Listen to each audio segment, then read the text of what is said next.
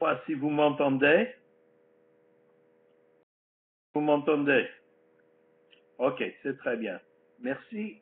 Je commence par dire bonjour à tous mes amis du Nord.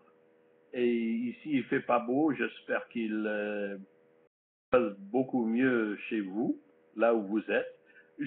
On est à peu près, ce que je vois bien, une cinquantaine, ce qui est très bien. Et je vais vous parler des élèves en action. C'est le thème de votre conférence virtuelle.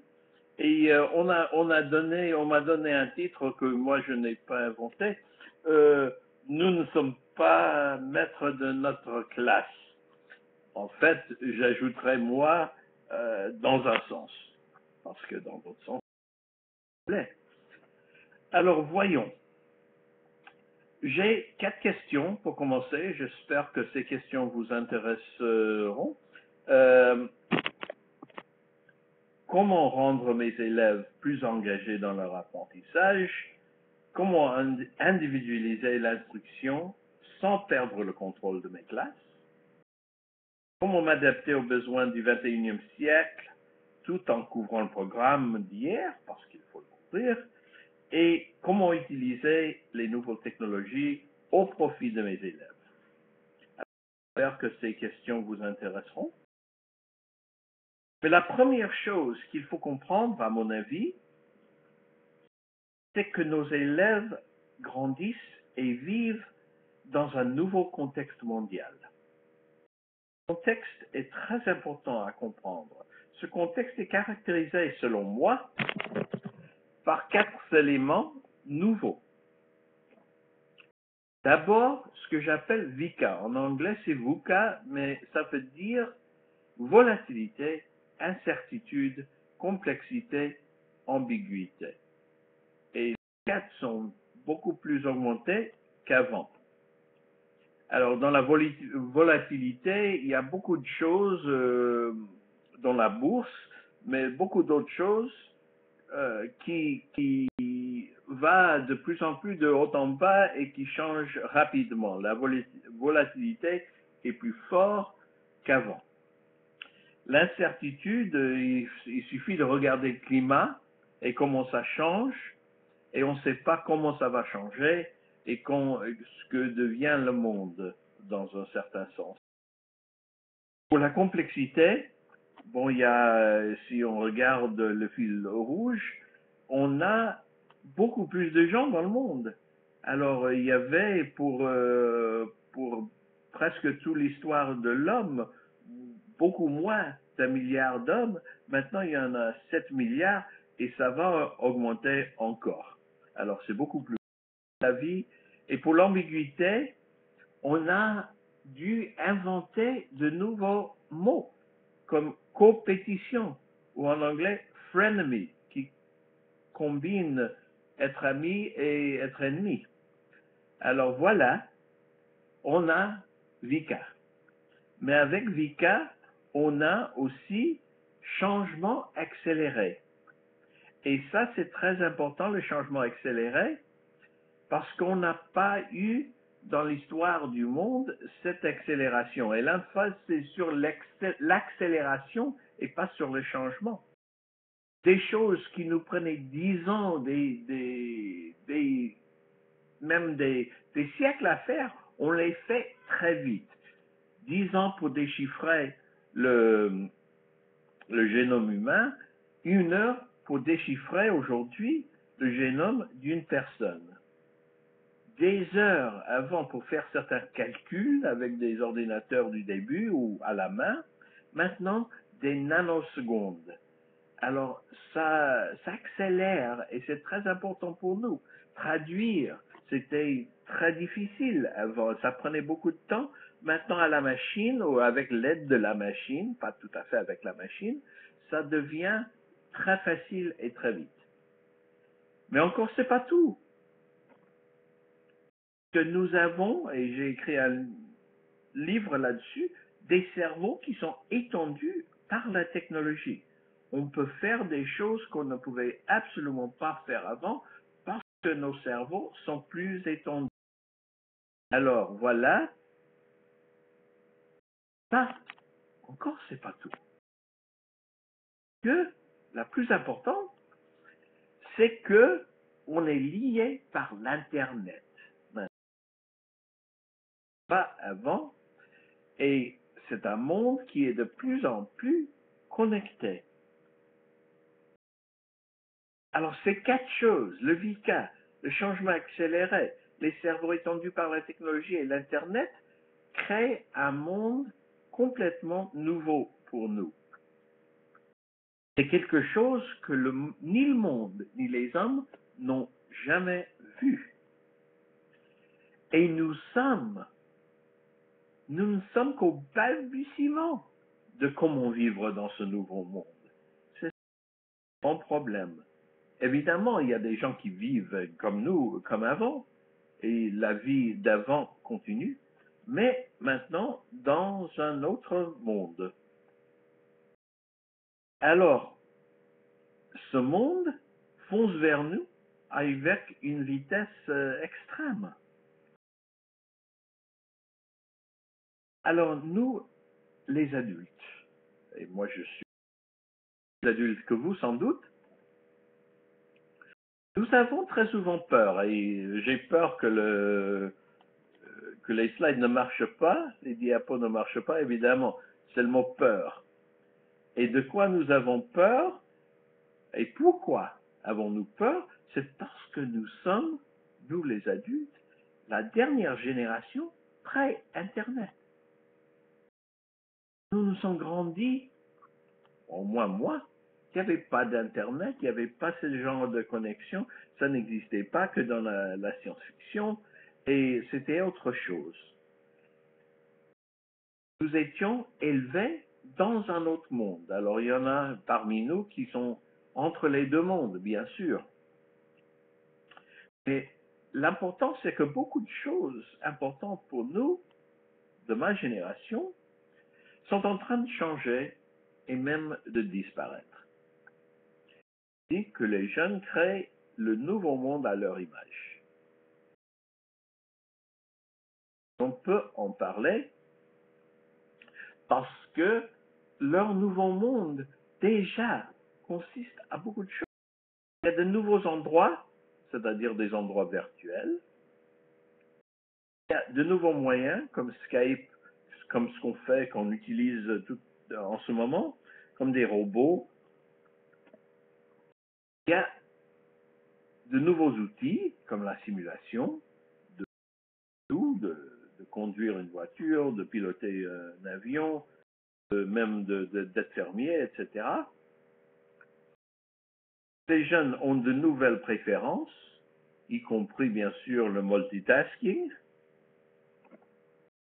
et ils ont de nouvelles capacités, comme la nanotechnologie, et la graphine qui est là va être un matériel qu'on n'avait pas avant, un matériau qu'on n'avait pas avant qui va vraiment changer le monde. Et aussi, il y a de nouvelles mœurs, plus de partage, moins de vie privée. L'important, c'est que nos jeunes sont en train de s'adapter à ce nouveau contexte de vie très vite. À la maison, mais ça m'a été envoyé, cette photo par une personne, par email. Et leur première expérience, et c'est vraiment une expérience pour se transformer en node interconnecté sur le réseau mondial, et Facebook, c'est une grande expérience pour se connecter, pour apprendre comment faire pour se connecter, pour être une personne connectée. Et ça représente déjà 1 milliard de comptes, c'est-à-dire un septième de l'humanité. Donc, nous en sommes au balbutiement. Nos élèves grandissent alors dans ce nouveau contexte de VK et de changement accéléré et de cerveaux étendus et de l'Internet. et à cause de cela que ceux de leur âge n'ont jamais vu. Et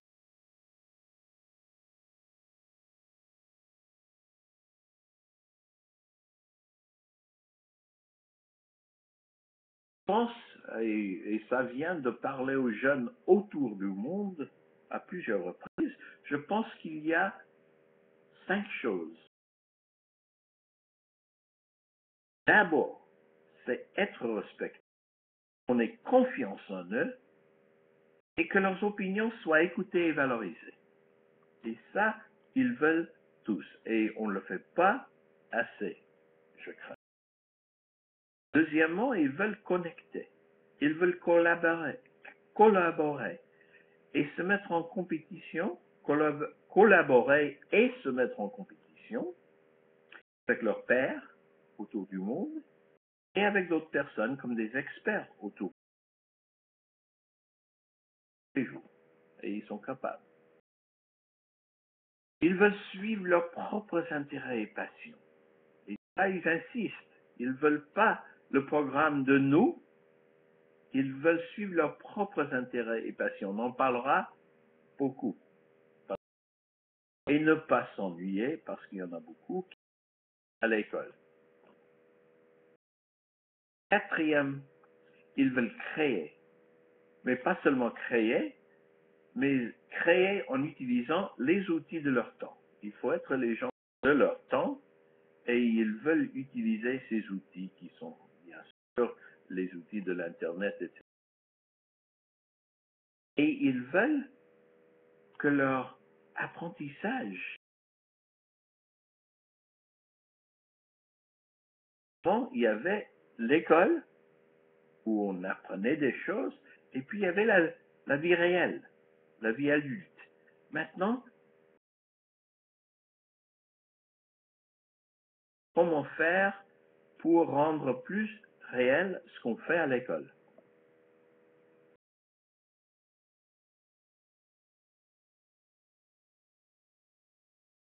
Et moi, je crois que pour donner ces choses-là, il faut nous adaptons aussi.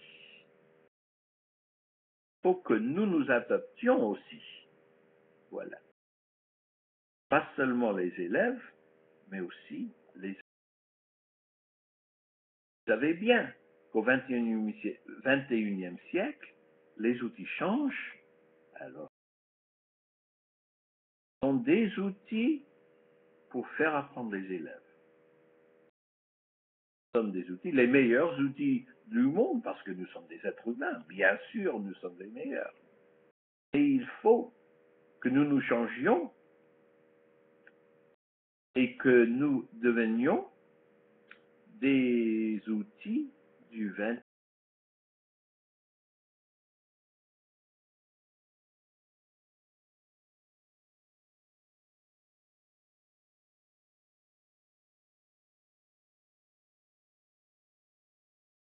Et on vous dit d'aller de vous rendre chez vous par une autre route, vous direz non, non, non, moi je ne veux pas changer. Alors je ne vous dis pas de changer.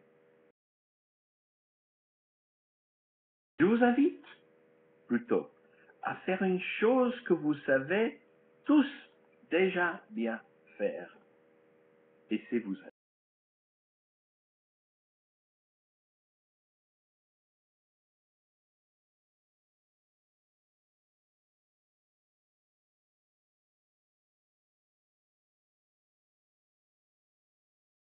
Nous devons tous, les jeunes et les adultes, nous adapter au nouveau contexte dans lequel nous vivons.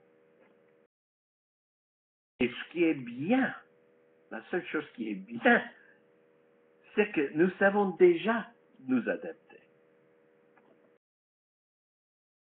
On le fait tous les jours. Pareil qu'on s'achète une nouvelle maison, même quand on s'achète une nouvelle voiture, on s'adapte. S'adapter est une habilité des êtres humains et la seule chose qu'il faut savoir, bien sûr, c'est comment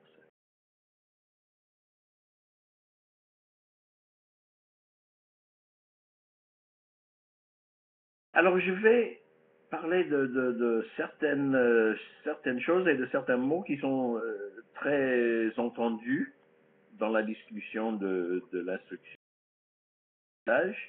Premier, engagé. Comment rendre nos élèves plus engagés dans leur apprentissage? Et moi, je vous dis que ce n'est pas la bonne question.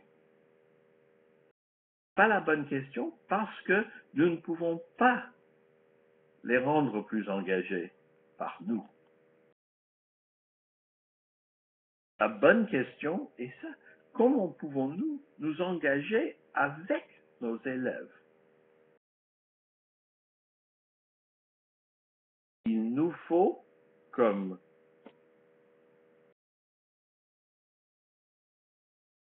nous engager avec nos élèves pour de leur éducation.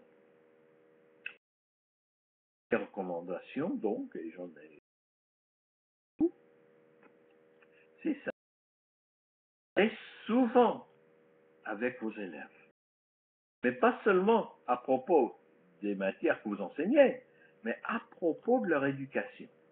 Et ça, on le fait assez rarement.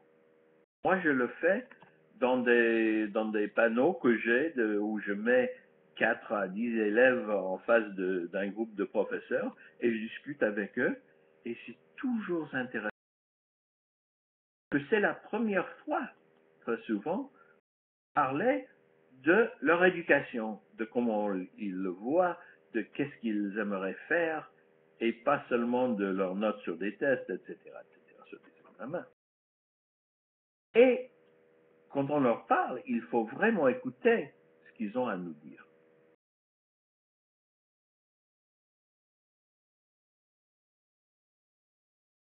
Alors voilà une idée pour débuter. Je propose la chose principale qui motive une personne à vouloir apprendre, et c'est difficile à voir à cause de la conversion qu'on a fait de point ici, mais la chose principale qui motive une personne, n'importe quelle personne, à vouloir apprendre, et ça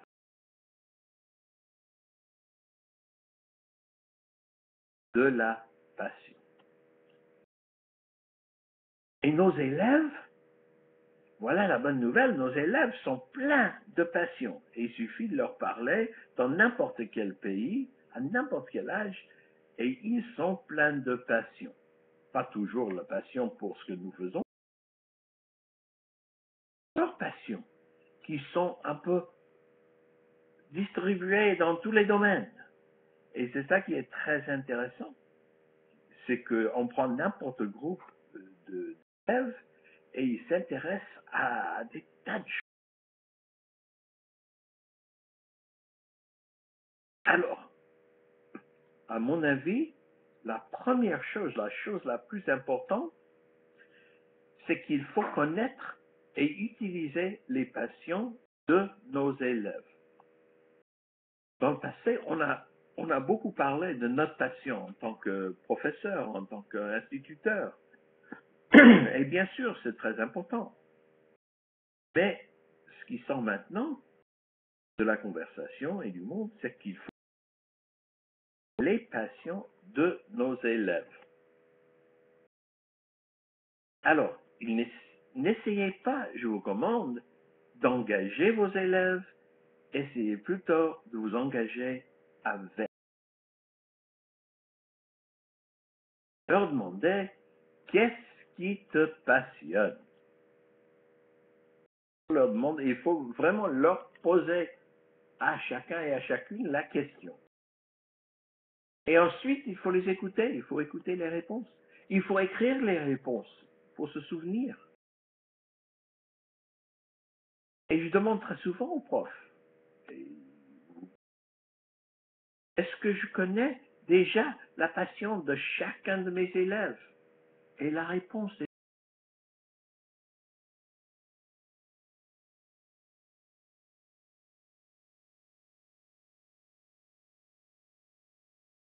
New York, c'est tout petit, quelqu'un a écrit.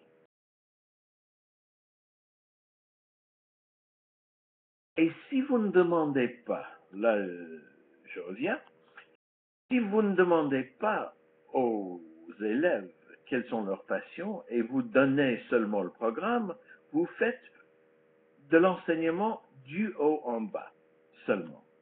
Et le problème avec n'importe quoi qui vient seulement du haut en bas, c'est cela.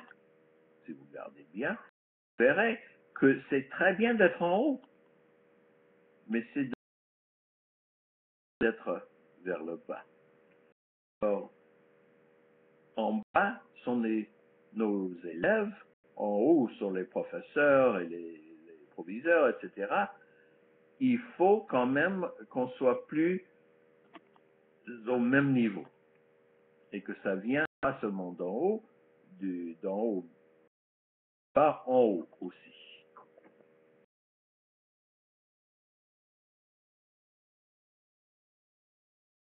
Alors, si on demande à chaque élève qu'est-ce qui te passionne, et si on écrit cela quelque part, et si on utilise cette information, ces informations pour individualiser l'enseignement par des passions de chaque élève.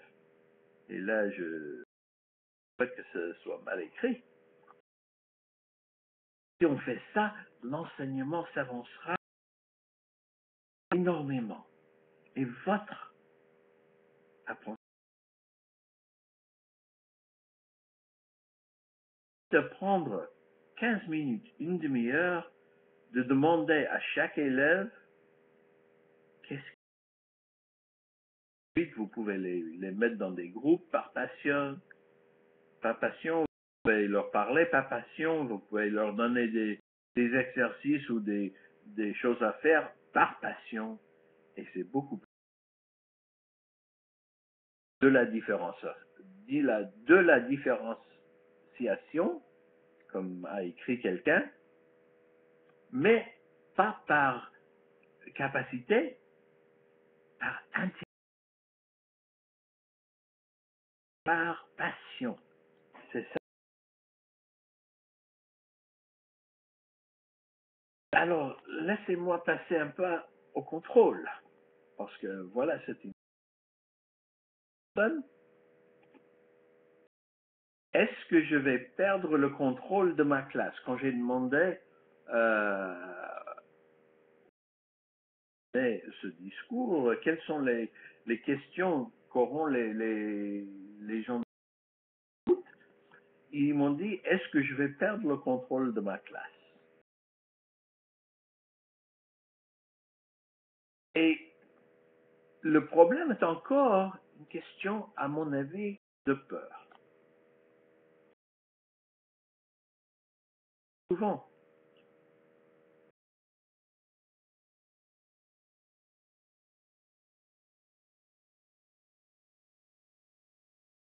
battre, non, mais qu'ils vont les perdre intellectuellement. Il ne faut pas avoir peur.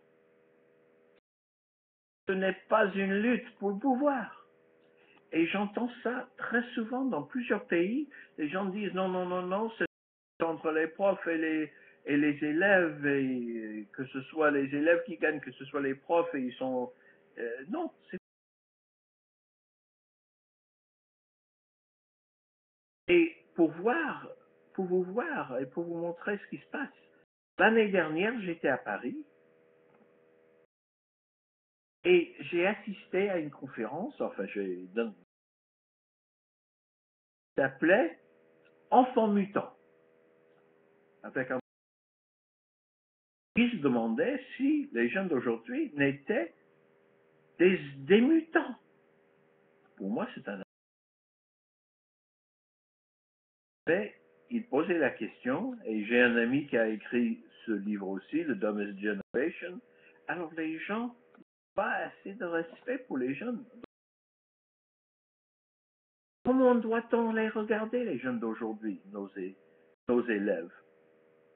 Alors, voilà certains élèves que j'ai rencontrés au Canada la dernière fois que j'y étais. qu'ils sont vraiment des mutants?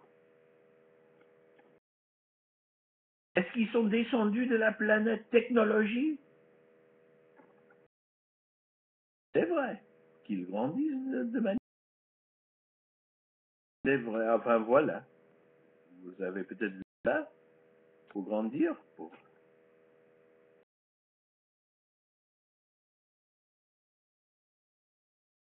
Ils ont de nouvelles habitudes, bien sûr. Et ils ont souvent un aspect assez différent. Et ça existe. Ça existe partout dans le monde. Et on peut même se demander, parce que beaucoup de gens que leurs cerveaux sont différents. Et en fait, la réponse, la seule chose qu'on sait pour certains, c'est que le cerveau évolue et change selon l'environnement. Mais, et ça c'est très important, nous ne savons pas exactement encore comment ça change le cerveau. Les cerveaux des enfants sont différents. En quoi exactement sont-ils différents? On ne le sait pas. Nous sommes encore qu'au début de notre connaissance du cerveau, vraiment. 1%, 5%, selon les savants. Et nous ne connaissons pas, sûrement pas assez du cerveau pour en tirer des conclusions certaines. Alors il faut regarder ce qu'on fait. Et ce qu'on voit, enfin moi, ce que je vois de ces jeunes d'aujourd'hui, c'est qu'ils sont capables de faire beaucoup plus qu'on ne le pense. Avec les outils qu'on a maintenant, ils ont la capacité d'être les meilleurs élèves que le monde n'ait jamais. Ça dépend beaucoup d'eux, mais ça dépend aussi beaucoup de nous, les instituteurs, d'en faire les meilleurs élèves que le monde n'ait.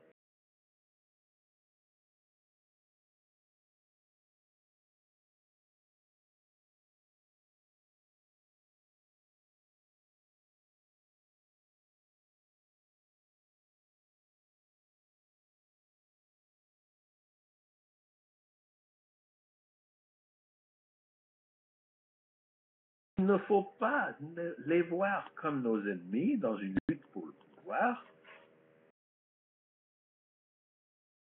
Alors, ma deuxième recommandation, c'est ça. Et de nous voir, de ne pas voir les élèves comme nos ennemis, mais comme des partenaires. Comme des partenaires. Et ce qu'il faut faire, c'est de travailler pas du haut en bas, mais de travailler. Voilà ce qu'on apprend à faire dans tout. Ce n'est pas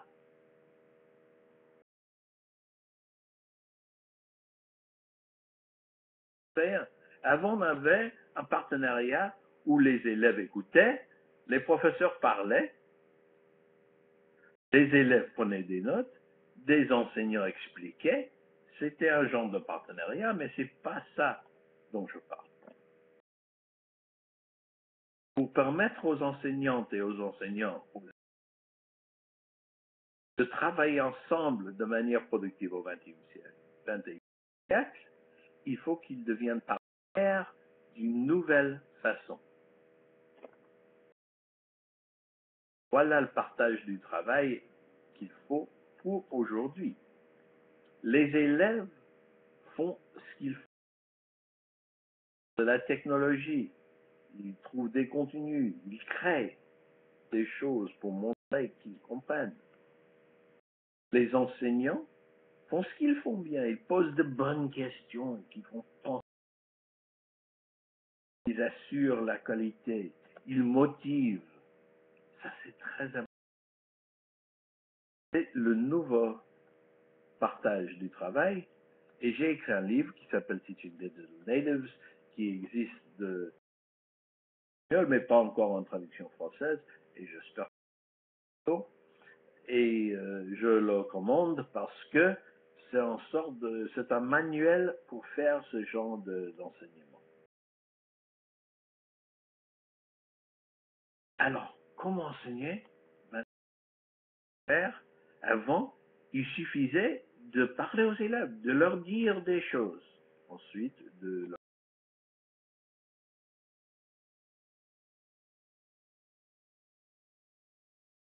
même avec nous. Le premier amène à l'envie.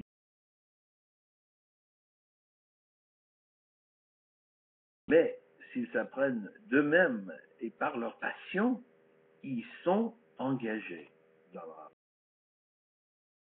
Alors la pédagogie, la façon d'enseigner du XXIe siècle est un passage du conférencier,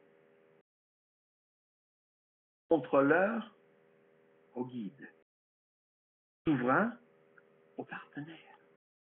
Et nous sommes tous sur cette voie d'aller de l'enseignement pédagogie du passé.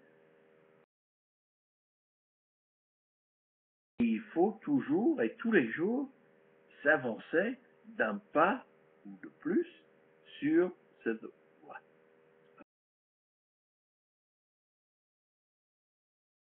Mais on a un programme, bien sûr. Et il faut suivre le programme. On est obligé de le suivre, on le sait bien. Comment on le fait? Il y a de différents moyens de suivre le programme. Et ça m'étonne parfois qu'il y a encore des profs qui ne font que commencer par la page 1 du texte et qui vont page par page ou par sujet jusqu'à ce que l'année se termine. Et l'année, s'il y a beaucoup de neige et l'année scolaire se termine tôt, il y a beaucoup de choses qu'ils ne couvrent pas. À mon avis, on peut être plus intelligent. On peut faire ça d'une façon plus de participation. C'est-à-dire que si on regarde le programme, on verra, et tout le monde verra, qu'il y a des choses qui valent vraiment 2 jours ou même 2 semaines de votre temps et du temps de vos élèves. Et il y a d'autres choses là-dedans qui valent 2 secondes ou 2 phrases. Et si on met le point sur ce qui est important, et c'est nous qui le savons, on aura un peu plus de temps pour faire autre chose. Il faut prioriser. Et on ne le fait pas assez en tant qu'instituteur, à mon avis, et qu'enseignant. Et qu'est-ce qu'on fait avec, si on a un peu plus de temps, on utilise ce temps pour faire des liens entre le programme et la passion de chaque élève. Il y a des gens qui aiment la musique et qui sont passionnés pour la musique. On doit les prendre différemment des gens qui sont passionnés par les sports, ou par les sciences, ou par les médecines, ou par autre chose. Donc, il faut individualiser, comme on a dit tout à l'heure, et différencier par passion. Ensuite, il faut faire des choses que la technologie n'est pas du tout capable de faire. Motiver, respecter, être empathique ou compatiser.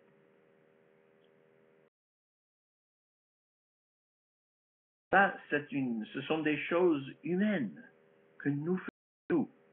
Nous ne sommes pas que des machines à suivre le programme, nous sommes des gens qui ont des liens avec nos élèves, évidemment, vous le savez. Pour pouvoir faire tout cela, ou pour le faire davantage, parce qu'on le fait un peu, c'est d'utiliser la technologie comme partenaire. Que si la technologie peut faire une partie de notre travail, ça nous laisse beaucoup plus de temps pour faire la partie qu'on fait bien.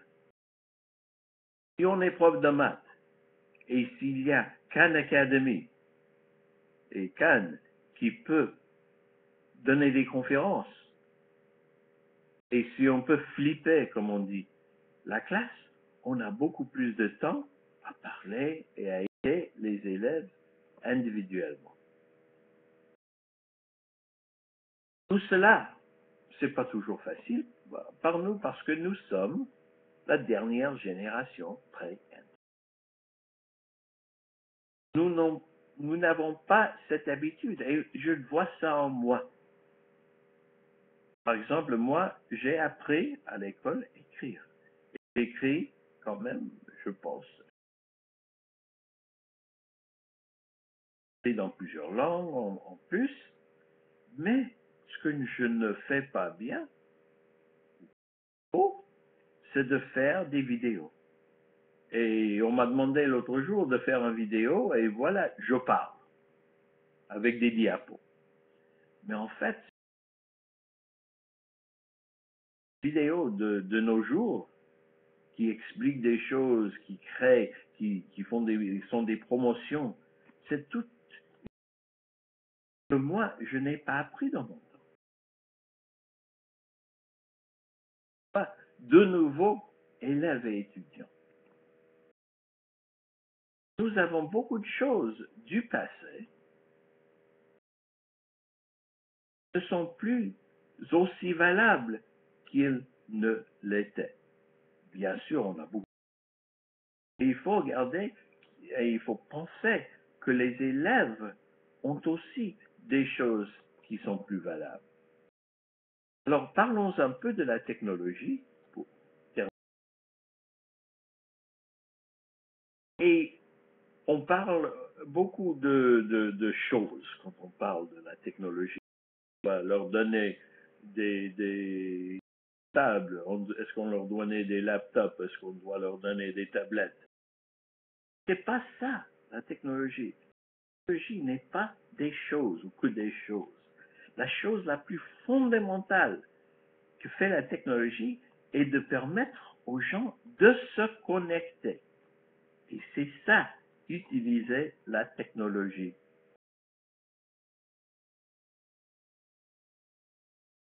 Et il faut le faire, et ça, on revient parce que c'est le plus important, autour des passions des élèves.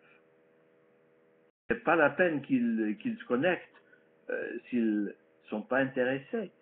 Mais s'ils sont intéressés, ils ont la capacité de se connecter avec tous les gens dans le monde qui aiment les mêmes choses qu'eux.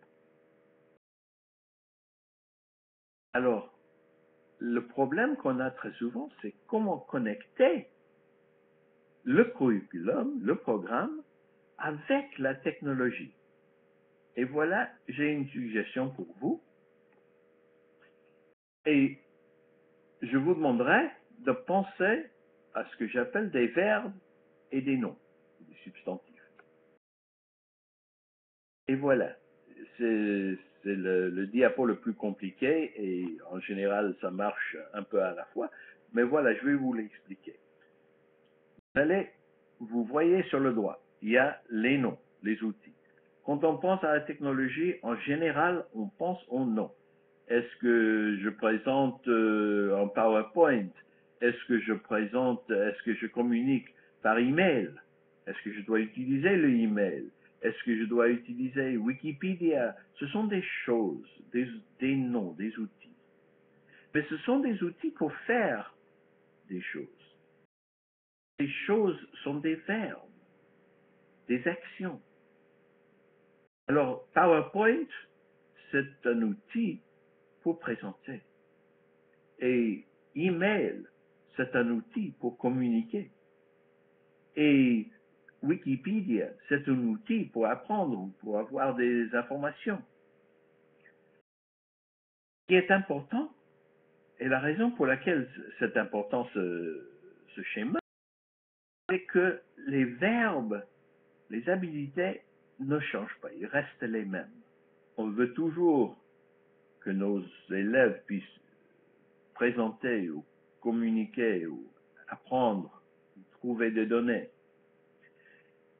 Mais les noms, les outils changent énormément. Et avant, ça n'était pas le cas. Avant, on n'avait que deux outils. On avait le prof et les livres. Mais maintenant, on a vu PowerPoint changer en Prezi, changer en HTML5. On a vu l'email changer en texte, en Twitter. On a vu le Wikipédia changer en YouTube.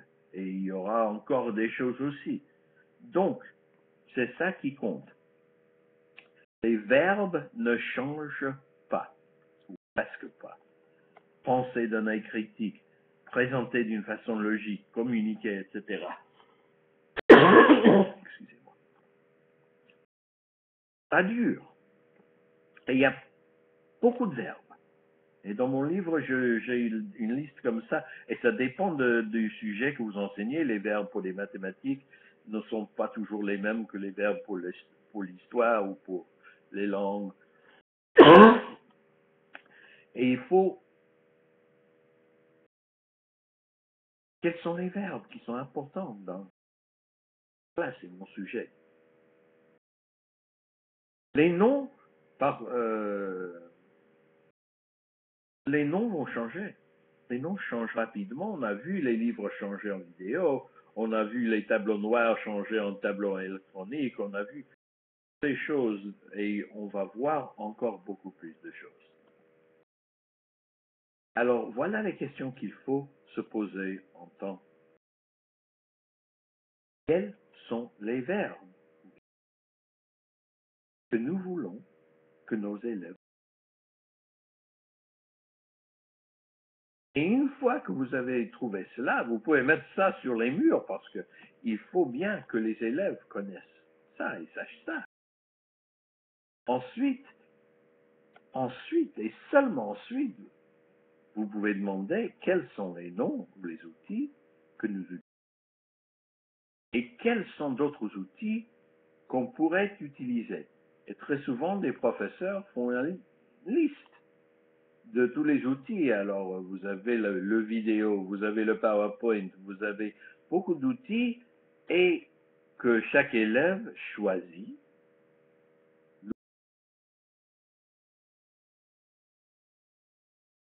Et qu'au cours de l'année, qu'ils utilisent et qu'ils essaient tous les outils.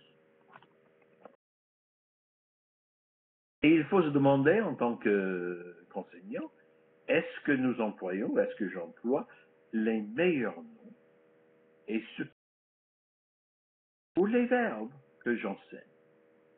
Et on n'a pas toujours les moyens les plus au jour, mais il faut considérer les moyens qu'on a et il faut aller vers l'avenir, vers les moyens de l'avenir. Finalement, sommes-nous préparés et flexibles pour nous adapter rapidement aux nouveaux noms lorsqu'ils apparaissent? Parce que tous les jours, tous les ans, il y aurait de nouveaux noms et il faut pouvoir nous adapter. Sinon, vous serez comme moi, qui ne sait qu'écrire. Et dernière chose, il faut faire la distinction entre utilisation banale de la technologie et utilisation puissante de la technologie. Que trop souvent, on utilise la technologie, bon c'est très bien, mais on l'utilise pour faire de vieilles choses de façon nouvelle. Et moi j'appelle ça banal. Ça va avancer, bien sûr, on va le faire parce que le monde avance. Mais voilà, on devrait quand même l'utiliser de façon puissante pour faire des choses qu'on n'a jamais pu faire avant. Voilà ce qu'on doit faire avec la technologie. Donc c'est banal d'écrire sur l'écran, de chercher, de rechercher comme on a fait avant, mais en utilisant la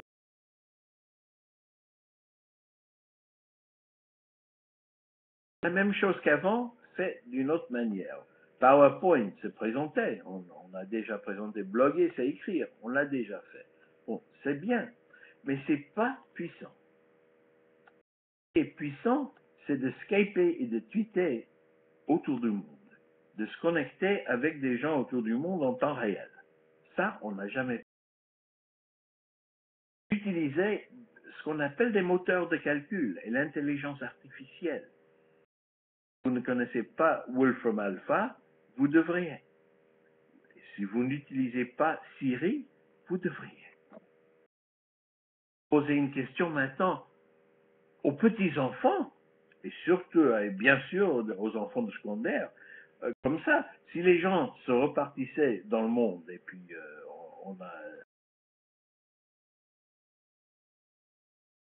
se repartissaient également dans le monde érable, combien de terres arables y aurait-il pour chaque être humain? Parce qu'il faut savoir combien de terres il y a, combien de terres arables y a-t-il, et puis il faut diviser par le nombre de personnes, etc. Et ça, on peut le faire en une seconde par Wolfram Alpha.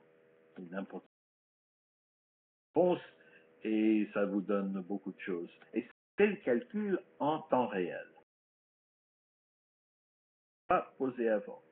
On peut maintenant imprimer en 3D, et là je vois des choses, mais encore, ça commence à être la peau, ça commence à être beaucoup de choses qu'on imprime, et on devrait utiliser ça. Si vous n'avez pas un imprimant en 3D dans votre école, vous devez chercher dans votre ville où il y en a un, et l'utiliser, le faire montrer aux enfants, aux élèves. Simuler, il y a énormément de choses dans le monde qui sont simulées maintenant, et donc on peut aller beaucoup plus au-delà de là où on avait avant. Il faut toujours essayer de simuler, et pas seulement dans les sciences et dans les mathématiques, mais on simule beaucoup dans la sociologie, dans l'histoire, etc., et même dans les langues.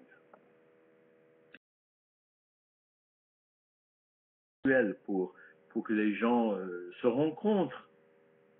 Et il y a parfois des classes de différents côtés du monde, du Canada et au Japon par exemple, du Canada et Côte d'Ivoire, parce que vous parlez la même langue, et puis vous pouvez se réunir dans des mondes virtuels. Des jeux complexes, parce que les jeux maintenant ça intéresse beaucoup les jeunes, on peut avec des jeux vraiment complexes de nos jours faire énormément de choses.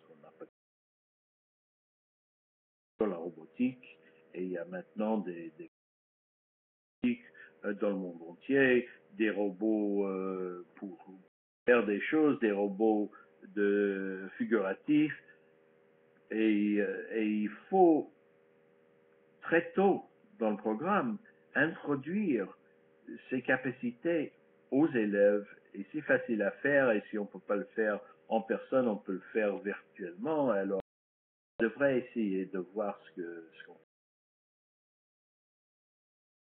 vidéo que je ne peux pas vous voir, mais c'est un robot qui est programmé par les élèves à danser, à breakdance.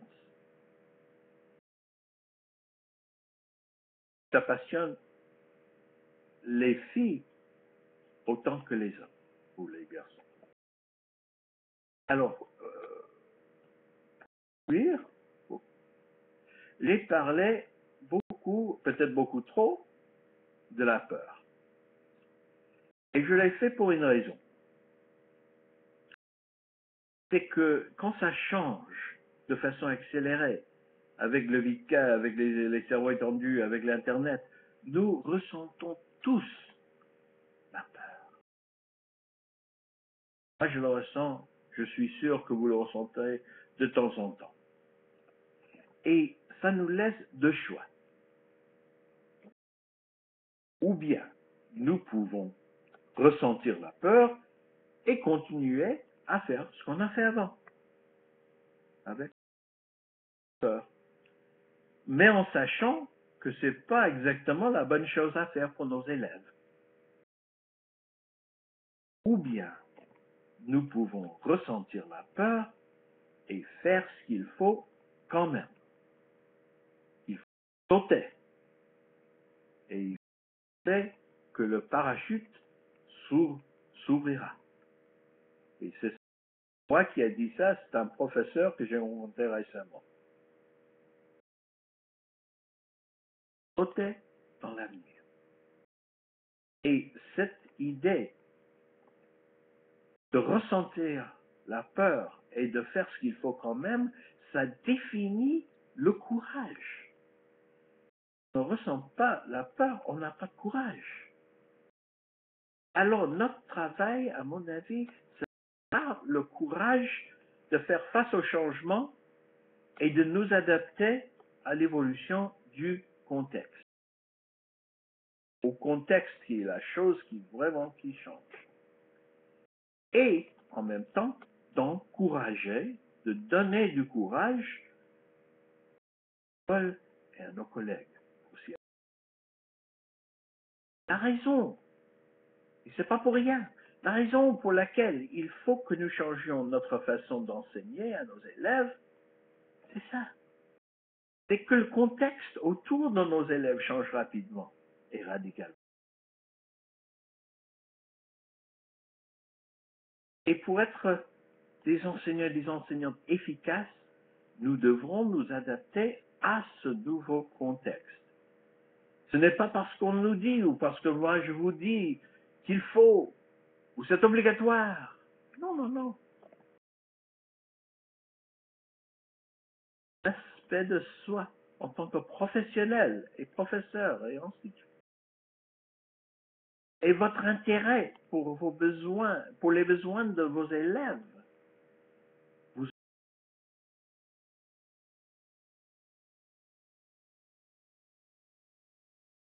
J'espère que vous me poserez des questions. Allons-y vers l'avenir avec l'anticipation. Merci beaucoup à tous.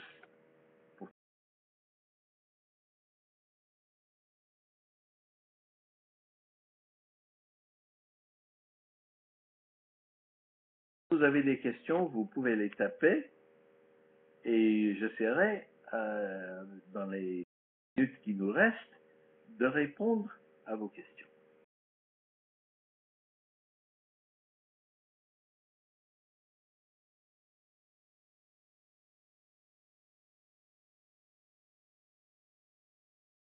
Et si vous n'avez pas de questions précises, j'aimerais bien savoir si ce que j'ai dit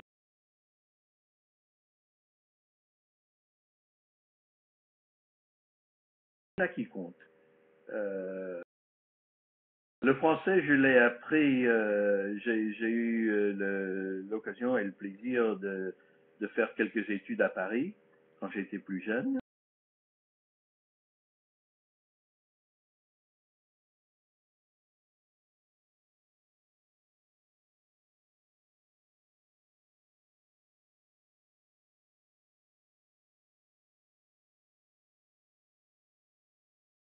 Le premier petit pas, vous me demandez, c'est ce que j'ai dit au début, c'est d'aller dans votre classe et d'être sûr de leur demander qu'est-ce qui te passionne et d'être sûr que vous connaissez bien les passions de chacun et de chacune de vos élèves. Et que vous, de temps en temps, vous mettez en groupe par passion. Vous pouvez dire, alors, mettez-vous en groupe par passion. Et vous aurez tous les musiciens d'un côté, et tous les sportifs d'un autre côté, et tous les scientifiques d'un autre côté. Et ça, à ce moment-là, vous pouvez leur poser la même matière de façon différente. C'est de respecter, de connaître et de respecter les passions de chaque élève.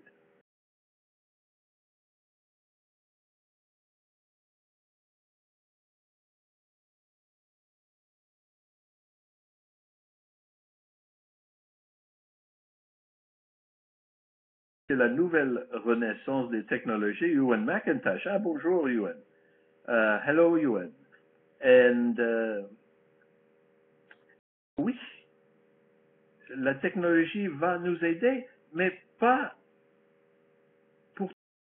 C'est-à-dire qu'il nous faut, nous, les enseignants, des choses que la technologie ne peut pas faire. La technologie ne fait pas de choix. La technologie ne respecte pas les gens. La technologie ne compatise pas avec les gens. La technologie peut enseigner certaines matières, et même très bien, mais c'est pas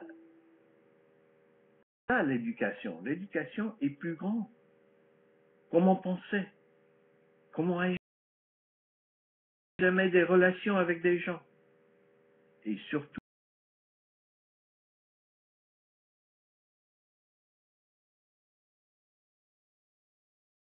nécessaire des professeurs.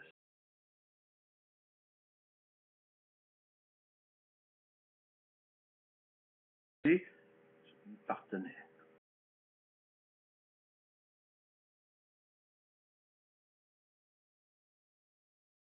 Question de dépendance. Non.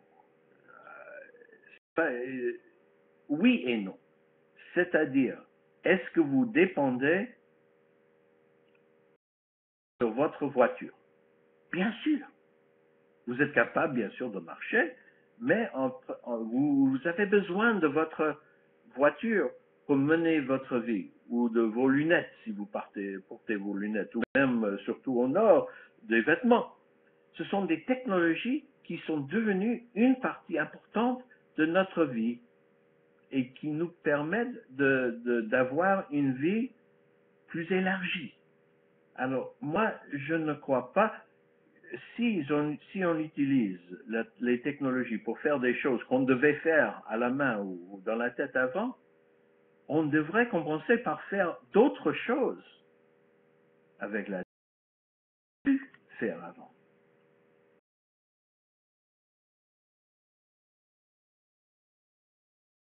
Alors, la liste des noms importants, je l'ai mis sur l'écran.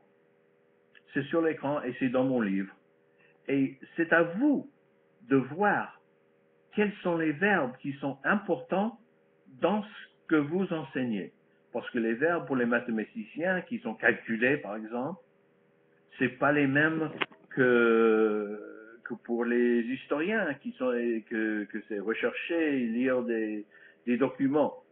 Donc, il faut voir dans votre matière quels sont les verbes, quelles sont les habitudes et les habilités que vous voulez que vos élèves apprennent surtout.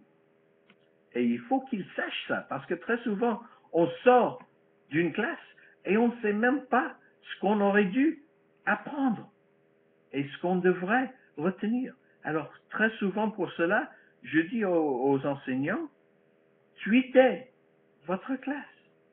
Est-ce que vous êtes capable de dire en 140 caractères qu'est-ce que vous voulez que les élèves retiennent dans 20 ans de votre classe?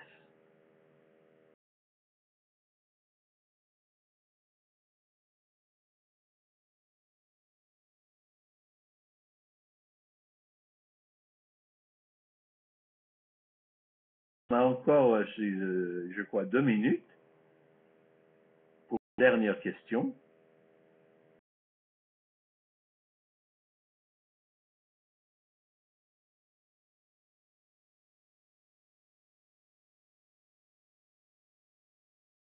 Moi qui vous remercie